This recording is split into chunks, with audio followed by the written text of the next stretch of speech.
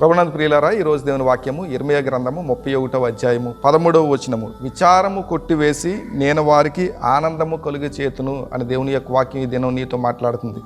మనం అందరం కోరుకుంటాం, అందరం కూడా సంతోషంగా ఆనందంగా ఉండాలని అందరూ కూడా కోరుకుంటారు. ఒకవేళ వివాహ జీవితంలో అయినా, నీ ఉద్యోగంలో అయినా, నీ యవ్వన కాలంలో అయినా, ఏ స్టేజ్లో ఉన్నా కానీ ప్రతి ఒక్కరి జీవితం కూడా సంతోషంగా ఆనందంగా గడపాలని ప్రతి ఒక్కరూ దేవునికి ప్రార్థన చేసుకుంటారు, కోరుకుంటారు. కానీ ఈ దినాల్లో అలాంటి పరిస్థితులు ఏమీ లేవు.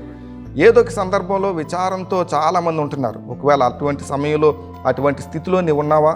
నీ కుటుంబాన్ని బట్టి, నీ భర్తను బట్టి కానీ, నీ భార్యను బట్టి కానీ, నీ ఉద్యోగంలో కానీ, నీకున్న ఆర్థికపరమైన పరిస్థితులను బట్టి కానీ నువ్వు విచారంతో కుంగి ఉన్నావేమో.